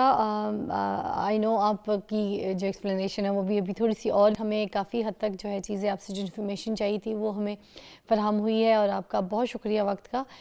नाज़रीन एक ब्रेक लेंगे, ब्रेक के बाद आपको दोबारा ज्वाइन करेंगे। देखते रहिए morning with Fiza. Welcome back, you watching morning with फिज़ा। और नाज़रीन अभी एक छोटी सी टिप थी जो कि विंटर्स के हिसाब से थी, तो मैंने सोचा कि आपसे कुछ आज ऐसी बात करूं जो कि मुझे लगता है कि वेरी इंपॉर्टेंट। हर कोई सर्दियों में जो है ना उनको, क्योंकि पसीना नहीं आता लोगों को और इतनी जल्दी वेट लूज़ नहीं होता, सॉरी मैं खड़ा होना चाहूँगी। अच्छा, तो इतनी जल्दी जब आपका वज़न कम नहीं होता, उसका रीज़न सब ये होता है कि आपकी बॉडी से स्वेट जो है ना, स्वेटिंग नहीं हो रही होती आपको। तो जब आप गर्मियों में वेट लूज़ करते हैं या कोई डाइट करते हैं या फिर अपनी एक्सरसाइज करते हैं, तो आपको बहुत जल्दी वेट कम हो जाता है, क्योंकि आपके पसीने की वजह से आपकी चर्बी पिघलती है, आपको यू नो ऑल दैट। तो अब सर्दियों में ये मुश्किल हो जाता है। हाँ, अगर कोई जिम जाता है, बहुत ज़्यादा वर्कआउट करता है, हैवी ट्रेनिंग करता है, वेट ट्रेनिंग करता है, कार्डियो करता है, तो फिर उसके लिए तो ईजी है, वो अपना पसीना जो है वो निकाल कर आएगा, अपना फैट भी बर्न करके आएगा। मगर जो लोग घर पे हैं, अब वो घर पे किस तरीके से, बहुत सी औरतें हैं जिनके पास टाइम नहीं होता जिम जाने का, अब ऐसी चीज़ें खाने पीने से उनके वेट भी बढ़ जाते हैं। तो आज मैं आपको सर्दियों का एक ऐसा डाइट प्लान बताऊँगी जिसको आप अगर फॉलो करते हैं अपनी ज़िंदगी में, तो मुझे नहीं लगता कि आप सर्दियों में आके अपना एकदम से वेट गेन कर लेंगे, बल्कि आप मज़ीद खूबसूरत, मज़ीद फ्रेश और मज़ीद हेल्दी अपने आप को फ़ील करेंगे। कुछ ऐसी चीज़ें जो सर्दियों की हैं, जैसे ऑरेंजेस के बारे में मैं आपको बताऊंगी। बाज़ार में ऑरेंजेस आना शुरू हो गए हैं, और जैसे ही अच्छे वाले ऑरेंजेस आपको मिल जाते हैं बाज़ार में, तो वो ज़रूर लीजिएगा, क्योंकि हाई इन विटामिन सी है, ठीक है, और उसके अंदर जो उसका जो रस होता है वो वैसे आपके मेटाबॉलिज्म के लिए बहुत अच्छा होता है, आपकी हंगर को जो है ना वो दूर करता है। आप अगर खाने से आधा घंटा पहले भी अगर कीनू खा लें, तो आपकी जो भूख है, जो आपकी हंगर है, वो एकदम से ना सॉफ्ट हो जाती है। आपको बेतहाशा जो भूख का एक दौड़ा पड़ा होता है, सर्दियों में ज़्यादा भूख लगती है, वो नहीं लगेगी। तो कीनू का इस्तेमाल ऑरेंजेस का आप अगर करें तो बहुत अच्छा है, और सोर्स ऑफ विटामिन सी है, वो तो हमें चाहिए। गुआवा बड़ी अच्छी चीज़ है। अमरूद, अच्छे प्यारे प्यारे खुशबूदार मीठे मीठे अमरूद, ताज़ा देखिए, ये नहीं कि घर में ला के फ्रिज की रौनक बना दे, क्योंकि फ्रिज में अमरूद ऐसे रख देना तो फ्रिज में सारे खानों में, सारी चीज़ों में स्मेल आ जाती है। इतने लेकर आएँ कि जितने आप रखें और खा लें। और एक जो ये हमारी हिकमत है वो कहती है कि एक मटका पानी जो है, पूरा एक मटका जो जिसमें जितना भी पानी होता है, जितना भी लीटर पानी होता है, एक अमरूद उसकी पूरी पानी की कमी जो है वो पूरी कर देता है। तो आप अपनी ज़िंदगी में अगर गावा शामिल करेंगे तो it's a good source of protein and fibre which can help you feel full, है ना। इससे भी पेट जो है तरीके से फुल हो जाएगा, और आपको कितने सारे जो है फ़ायदे इसके मिल रहे हैं। अच्छा, अब उसके बाद लोग सोचते हैं कि हमने खाना तो पकाना है, अब खाना जो पकाना है, हमने रोटी खा ली, हमने चावल खा लिया, तो फिर हमारे साथ ये हो जाएगा, यूँ हो जाएगा।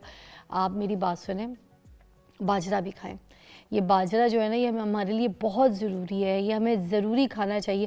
اگر ہم اپنی زندگی سے باجرا یہ ساری چیزیں نکال دیں, فائبر نکال دیں, تو آپ کو پتہ ہے ہم بڑھاپے کی طرف آ جائیں گے, ایجنگ جلدی آ جائے گی. یہ ہمیں چیزیں چاہیے ہمارے جسم کو. ہم ہر چیز کو اپنی زندگی سے کٹ آف نہیں کر سکتے, ہم ہر چیز کو مقدار میں لے سکتے ہیں. اگر ہم باجرے کا استعمال کریں تو it's high in fibre, protein, vitamins, سب کچھ ہے اس کے اندر, اینٹی آکسیڈنٹس ہے. ٹھیک ہے, آپ اس کو دال کے ساتھ لیجئے, سبزی کا کوئی دم والی سبزی بنا لیجئے جس میں بہت کم کوئی آپ نے آئل استعمال کیا ہو, یا پھر آپ نے دیسی گھی میں آپ کھانے پکا سکتے ہیں. ٹھیک ہے, مگر دیسی گھی کو بھی اسی طرح سے, کیونکہ سیچوریٹڈ فیٹ ہوتا ہے, تو کھانے میں اتنا ہی استعمال کیجئے جتنی کھانے میں ضرورت ہے. تو ذائقے کے حساب سے اس کو پکا کے, سبزی ہو یا پھر آپ کی کوئی دالیں ہوں, وہ بنا کے آپ باجرے کے ساتھ کھائیے, آپ کے لیے بہت ضروری ہے. اور اس کے علاوہ سردیوں میں جو ہے ایک چیز ضرور شامل کیجئے, گھر میں بچوں کو بھی پلائیے, بڑوں کو بھی, خود بھی سوپس اپنی زندگی میں شامل کیجئے. ہم ہر طریقے کی کھانے کی بات کرتے ہیں, مگر کیا ہم بات کرتے ہیں کہ ہمیں سوپ پینا چاہیے؟ اور سردیوں میں سوپ ایک تو ویسے آپ جب پیتے ہیں گرم گرم, آپ کی باڈی میں گرماش جو ہے نا وہ لے کر آتی ہے, ایک دم سے آپ وارم سا فیل کرتے ہیں, آپ اچھا فیل کرتے ہیں, آپ بڑا اسٹرانگ فیل کرتے ہیں, اور ایک دم سے آپ نا آنکھیں ایسے چکنی سی ہو جاتی ہیں سوپ پی کے. اور سے زیادہ ٹھنڈا موسم ہوتا ہے اور ہوائیں آ رہی ہوتی ہیں ٹھنڈی ٹھنڈی, آپ کے جسم میں گھس رہی ہوتی ہیں, سوپ آپ کو ویسی ذرا ذوق اور جوش دیتا ہے. تو پھر اس کے بعد اس میں صرف ایک چیز جو, کیونکہ مجھے لگتا ہے لوگ غلطی کر لیتے ہیں کہ بیف کا سوپ جو ہے وہ اوائڈ کرنا ہے, وہ بہت زیادہ فیٹنگ بھی ہو جاتا ہے. پھر اس کو برن کرنے کے لیے آپ کے پاس اگر ایسی کوئی ایکٹیویٹی نہیں ہے تو مشکل ہو جاتا ہے, کولیسٹرول بھی بڑھائے گا آپ کا, فیٹ بھی آپ کو اس میں باڈی میں بہت زیادہ دے گا. ٹھیک ہے, تو اس میں کریمز والے جو آپ کے سوپس ہوتے ہیں وہ بھی آپ چھوڑ دیجئے گا. کریم سوپس, ایکسٹرا کریم بچوں کو سوپ ڈال کے, بڑوں کو ڈال کے کریم سوپس پلائے جا رہے ہیں, وہ نہیں. پھر سالٹ کا بہت زیادہ استعمال کیا جاتا ہے سوپس کے اندر. اب وہ جو سوپ ہوتا ہے, میں آپ کو بتاؤں, سوپ سے چاہے وہ پانی والا سوپ ہو, ویجیٹیبل سوپ ہو, یا کسی قسم کا بھی ہے یخنیوں والا سوپ, اس میں بہت کم مقدار میں تھوڑا سا آپ سالٹ اگر ڈالتے ہیں تو پھر ٹھیک ہے. مگر وہ جو آپ حسب ذائقہ پورا سالٹ پورا کرنے کے لیے چاہے کسی بھی قسم کے سوپ میں آپ اس کو استعمال کرتے ہیں, تو وہ سالٹ آپ کی باڈی پہ جا کے بہت بری طریقے سے اٹیک کرتا ہے. ان چیزوں میں مجھے لگتا ہے سوپس وغیرہ کی چیزوں میں سالٹ ڈائریکٹ جو آپ اس طرح سے ڈال کے اس کو اتنا زیادہ ڈال کے پی رہے ہوتے ہیں لیکوڈ فارم میں, وہ نہیں کیا کیجیے. ٹھیک ہے, کیونکہ یہ تو ایک پانی ہوتا ہے سوپ میں زیادہ تر, اور سوپ کو ویسے بھی گاڑھا کر کے یا اتنا اس طرح کا بنا کے نہیں پینا چاہیے. آپ کو پانی اس میں زیادہ ہونا چاہیے, ویجیٹیبلز اس میں زیادہ ہونے چاہیے. پرانس ڈال لیجئے, پرانس سردیوں میں اچھا ہوتا ہے. فش ڈال دیجئے, یہ چیز اپنی زندگی میں اب آپ ایڈ کیجئے گا. اچھا وہ آپ کیبج ڈال دیجئے, کیبج ویسے ہی آپ سوپ پیتے ہیں کیبج والا نا, تو اس سے ویٹ آپ کا بہت جلدی کم ہوتا ہے. لوکی ڈال دیجئے, یہ ایسی سبزیاں ہیں جو آپ سوپ میں ڈالیں گے تو اس سے آپ کا ویٹ بھی کم ہوگا, فریش بھی فیل کریں گے, اور ذائقے والی بنتی ہیں, بڑی اچھی بنتی ہیں, بنا کے دیکھیے گا. اور اگر اور تھوڑا سا ٹیسٹ چاہیے تو اس میں تھوڑی سی دال ڈال دیجئے, مسور کی دال ڈال دیجئے, لال دال, پیلی دال, جو دال آپ کو اچھی لگتی ہے سوائے کالی دال کے, تو اس سے بھی بڑا اچھا ٹیسٹ آ جاتا ہے. اچھا, پانی کا استعمال تو بہت زیادہ کرنا چاہیے, کیونکہ سردیوں میں پانی چھوڑ کے ہم ساری زندگی سب کچھ کھا رہے پی رہے ہوتے ہیں, تو پانی زیادہ سے زیادہ انٹیک کیجئے, جس میں ایک پانی جو میں آپ کو بتاتی ہوں ویٹ آپ کا ایسے کم بھی کرے گا اور آپ کو ایکٹیو اور فریش کرے گا, ایسے اسکن پہ گلو آئے گا. آپ کو بیس اور میک اپ کی اتنی ضرورت نہیں پڑے گی. میں نے بھی ابھی جب سے سردیاں شروع ہوئی تو میں نے بھی ابھی بلکہ اس کو ریگولر پینا شروع کیا, فلال کو بھی پلا رہی ہوں. آپ بھی اپنے بچوں کو بھی پلا سکتے ہیں, خود بھی پی سکتے ہیں, اس کے کوئی نقصان نہیں ہے, بہت فائدہ مند چیز ہے. آپ کیا کریں کہ وارم ڈرنک بنائیے, اس کو آپ کیا کیجئے, جنجر اور لیمن جو ہے نا اس کے اندر ڈال دیجئے اور اس کو آرام سے پیجئے. اور ہوتا کیا ہے کہ ginger can help improve your metabolism, یہ تو آپ کو سب کو پتہ ہے. لیمن جو ہے آپ کے ڈائجسٹ سسٹم کے لیے بہت اچھا ہے, آپ کا جو ٹاکسنز ہے اس کو فلش کر دیتا ہے آپ کی باڈی کے اندر سے, تو یہ لیمن بھی بہت اچھا کام کرتا ہے اور جنجر بھی بہت اچھا کام کرتا ہے. لیمن کی مقدار تھوڑی سی کم رکھیے گا ڈراپس کے صورت میں. یہ روز صبح وارم واٹر اپنی زندگی میں پینا شروع کیجئے, تو دیکھیے آپ کا ایک تو ویٹ بھی کم ہوگا, آپ کا ڈائجسٹو سسٹم اچھا ہوگا, آپ کے باڈی سے گندے ٹاکسنز جو ہیں وہ فلش آؤٹ ہو جائیں گے. اور جب تک یہ فلش آؤٹ نہیں ہوتے, آپ کو پتہ ہے آپ کی باڈی کے اندر جو ٹاکسنز جمع ہوتے رہتے ہیں, اس سے بہت ساری بیماریاں بھی پیدا ہوتی ہیں. یہ ساری چیزوں کو استعمال کیجئے تو آپ کی جو بھی ڈائٹ ہے, جو بھی ڈائٹ پلان ہے, اگر میرے والے ڈائٹ پلان کو تھوڑا بہت بھی پاؤ بھی میں کہتی ہوں آپ اگر اپنی زندگی میں تھوڑا سا شامل کر کے دیکھیں گے تو آپ کی ہیلتھ میں بھی فرق آئے گا, آپ کی لک میں بھی فرق آئے گا, آپ کی اسکن میں بھی فرق آئے گا, اور آپ کی صحت میں بھی فرق آئے گا, اور آپ ایکٹیو بھی رہیں گے. ایک بریک کے بعد ملتے ہیں. Welcome back to watching morning with Faza. ناظرین, ایک اور زبردست ٹپ جو مجھے لگتا ہے ہم سب کو آپس میں شیئر کرنی چاہیے, اور وہ لوگ جن لوگوں کو انفارمیشن ہے, جن کے پاس نالج ہے, میں ہمیشہ یہ بات کروں گی کہ ان لوگوں سے ٹپس بھی لیا کریں, ان سے اسکن کے بارے میں پوچھ لیا کریں, ان کے پروڈکٹس کے بارے میں پوچھا کریں کہ وہ کون سے پروڈکٹس لگاتے ہیں, یا پھر ان کی روٹین کیا ہے. آج کل میٹر کرتا ہے ہر چیز کے لیے روٹین. جیسے میں آپ کو بریک سے پہلے بتا رہی تھی نا کہ کھانے پینے کی, ڈائٹ کی, اور آپ کی ہیلدی لائف اسٹائل کی ہر چیز کی روٹین ہوتی ہے. اسی طرح آپ اپنی پوری چیزوں میں, جس میں آپ غذا کا بھی خیال رکھ رہے ہیں, جس میں آپ اپنا بھاگ دوڑ کا, اپنی ایکسرسائز کا, اپنے گھر والوں کا جب خیال رکھ رہے ہیں, تو اس میں ایک چیز جو ہم مائنس کر جاتے ہیں وہ ہے ہماری اسکن. جب ہم اپنی اسکن کا بالکل خیال چھوڑ دیتے ہیں تو اس کے بعد ایک دم سے ڈیزاسٹر چینج آتا ہے ہماری اسکن میں. اس کے بعد ہم کہتے ہیں یار ہم نے کدھر جانا ہے, ہم نے کس ڈاکٹر کے پاس جانا ہے, کس ڈرماٹولوجسٹ کے پاس جانا ہے. آنیسٹلی اگر ہم اپنا خود سے خیال رکھنا شروع کر دیں اچھے طریقے سے, اور یہ بات میں آپ کو بتاؤں, یہ ہمارے بڑے بزرگ جتنے بھی گھر میں بیٹھے نا, امی, دادیاں, بڑی بھابیاں, بڑی بہنیں, آپ ان سے پوچھ لیجئے, جب وہ اپنے گھر میں اپنے ہی اسکن کا اچھی طریقے سے خیال رکھیں گی, اپنے منہ کو صاف رکھیں گی, اپنے منہ کو کلینز رکھیں گی, تو ان کو کسی ڈاکٹر کی ضرورت نہیں پڑے گی. یہ بات فیکٹ ہے, آپ خود کر کے دیکھ لیجئے. 2 دن آپ دانت مانجیے, تیسرے دن اگر آپ دانت نہیں مانجیں گے تو کیا ہوگا؟ دانت پیلے ہو جائیں گے. اسی طرح جب آپ اپنے منہ کا خیال نہیں رکھیں گے, منہ کو صاف نہیں رکھیں گے, تو پھر آپ کا منہ بھی نا اسی طریقے سے ہو جائے گا, بے رونق سا, عجیب سے کھڈے پڑ جائیں گے, داغ دبے آ جائیں گے, فضول کی جھائیاں نمودار ہو جائیں گی. تو یہ روٹین جو ہے نا, جو آج کل کی ٹرینڈنگ والی چیزیں, اس کو فالو کرنا ہے. ہم سب سے پہلے کریں گے اپنے چہرے کو ایکسفولیٹ.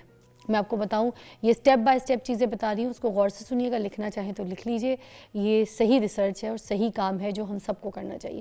ایکسفولیٹنگ ونٹرز میں, یہ ساری روٹین ونٹرز کی بتاؤں گی, اس لیے کرنی چاہیے تاکہ آپ کی جو ڈرائنس ہے آپ کے چہرے سے, جو آپ کی ڈیڈ سکن ہے وہ ریموو ہو جائے. اگر آپ ایکسفولیٹ نہیں کرتے ہیں تو آپ کی ڈرائنس اور جو آپ کی ڈیڈ سکن ہے نا, وہ آپ کے چہرے پہ رہتی ہے. اس کو ہٹانے کے لیے ہمیں ایکسفولیشن کی بہت سخت ضرورت ہوتی ہے. ٹھیک ہے, تو یہ پہلا سٹیپ ہے. مگر ایکسفولیٹنگ ہم نے روز نہیں کرنی. یہ آپ نے دیکھنا ہے کہ آپ کے اسکن کے جو بیریئرز ہیں وہ کب اس کی ریکوائرمنٹ بہت زیادہ ضروری مانگتے ہیں کہ آپ کو اپنی اسکن کو ایکسفولیٹ کرنا ہے. ٹھیک ہے, یہ آپ ویک میں کر سکتے ہیں, بہت زیادہ ضرورت ہے تو ٹوائس اے ویک کر سکتے ہیں. اس کے بعد ہمارے پاس آ جاتا ہے کلینزرز. کلینزرز جو ہے ڈرائنس کو بھی جو ہے سافٹ کرتے ہیں آپ کے اسکن کی.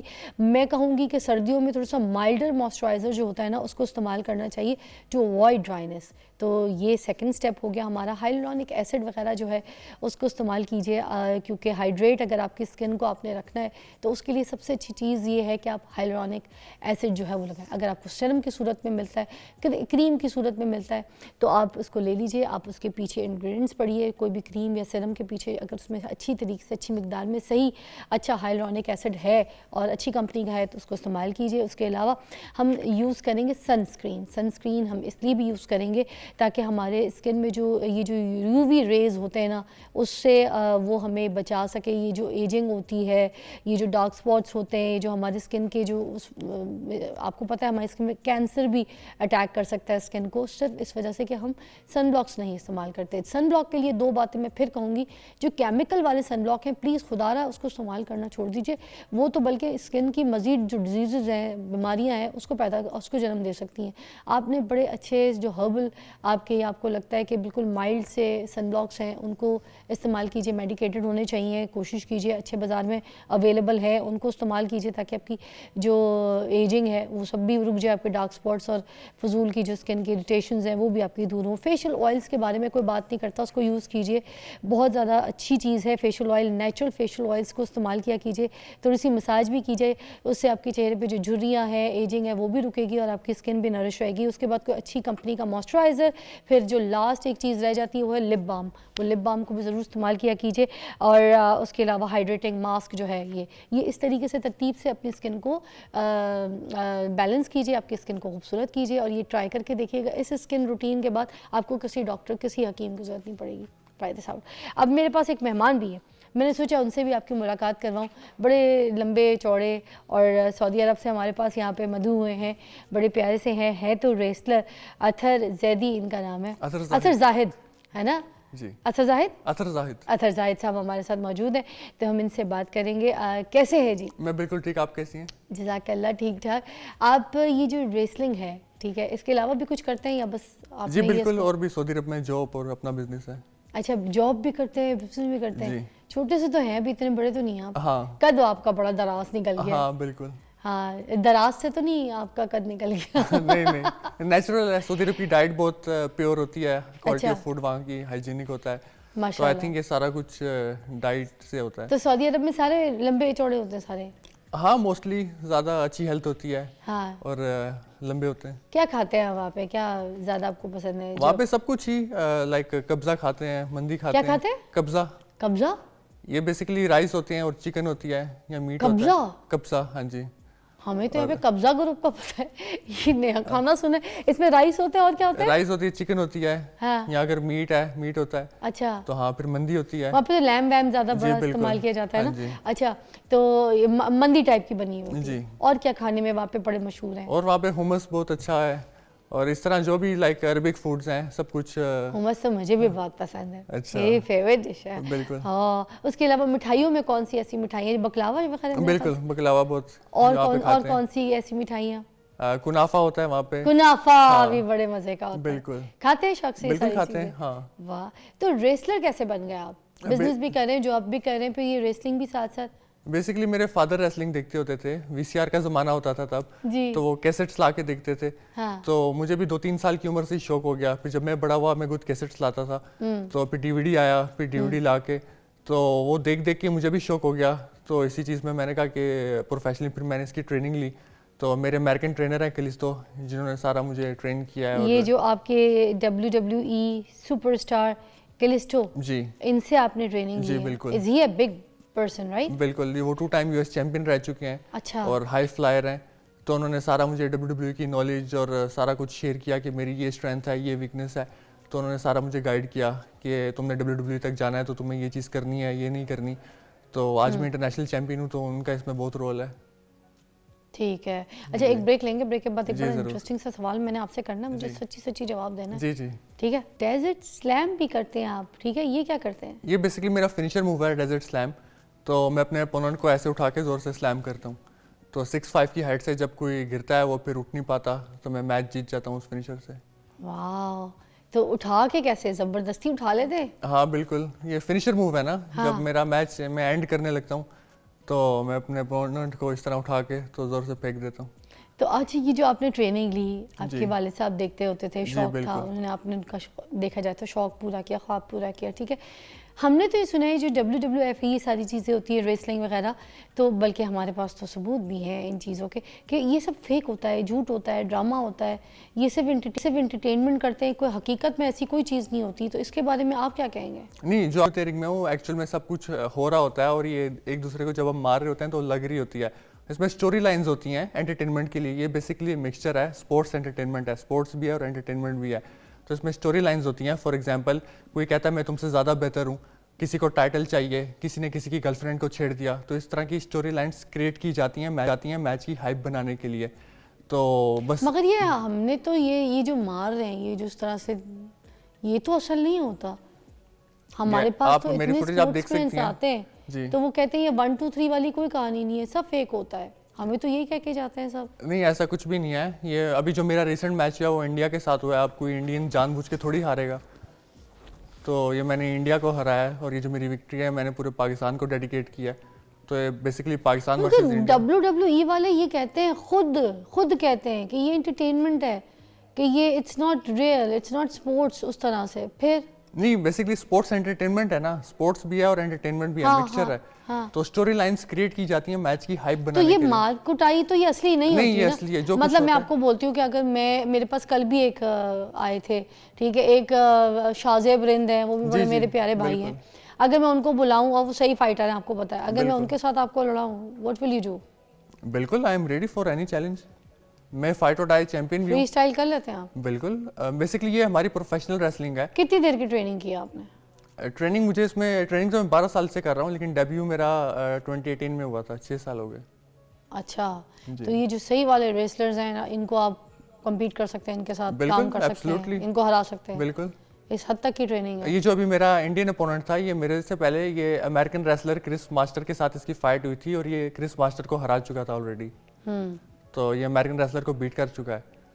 जो मेरा इंडियन अपोनेंट था। अच्छा जी। ठीक है। अच्छा, what is your future plans? कोई कुछ कहना चाहें, कोई बात करना चाहें एंड में, तो please over to you. Future plans यही हैं, अपने कंट्री का नाम रोशन करना, पाकिस्तान को रिप्रेजेंट करना, WWE में जाना, वहाँ जाके पाकिस्तान का फ्लैग रेस करना, और यही प्लान्स हैं कि हर जगह इंशाल्लाह पाकिस्तान के लिए टाइटल जीतना और अपने कंट्री का नाम रोशन करना। मगर अथर मैं आपसे एक रिक्वेस्ट करूंगी, जी, आप एज सिस्टर मुझे ले सकते हैं इस बात पे कि WWE के अलावा कोई सही प्लेटफॉर्म्स भी जो है ना, जो सही जगह हैं, उधर भी पार्टिसिपेट कीजिएगा। एक बार सही जगह जाइएगा ज़रूर, जहाँ पर सही फाइट, सही परफॉर्मेंस, सही मुक्के जो है ना अथर के मुझे देखने को मिले, वहाँ पर ज़रूर जाइएगा, क्योंकि ट्रेनिंग आपकी ऐसी है, मगर उस प्लेटफॉर्म को आप अगर यूटिलाइज़ करेंगे तो आप यकीन पाकिस्तान नहीं, में जो नाम है WWE बहुत... में जो आप देख रही होती हैं वो सब एक्चुअल में हो रहा होता है। ऐसे नहीं है कि एक दूसरे को लग नहीं रही होती है, हम एक्चुअली एक दूसरे को मार रहे होते हैं। It's a sports plus entertainment ना। Absolutely। मैं आपको कह रही हूँ सही फाइटिंग के अखाड़े के स्पोर्ट्स के जो तो ये भी सही फाइट तो है, ये कौन सा कोई गलत फाइट है? पता नहीं, हम तो यही जानते हैं जिसको क्योंकि शक है वो खुद रिंग में आए। इस तरह कई लड़के आते हैं रिंग में सोच के कि ये नकली है, ये ऐसा कुछ भी नहीं है। हमें तो सब यही तो बोल 2 के दिन में जाते इंजर्ड हैं। हो जाते हैं, फिर कभी आते ही नहीं ट्रेनिंग के लिए। हमने तो ऐसे ऐसे शोज देखे जो कि फिल्म ड्रामा पूरा कंप्लीट लग भी रहा होता है।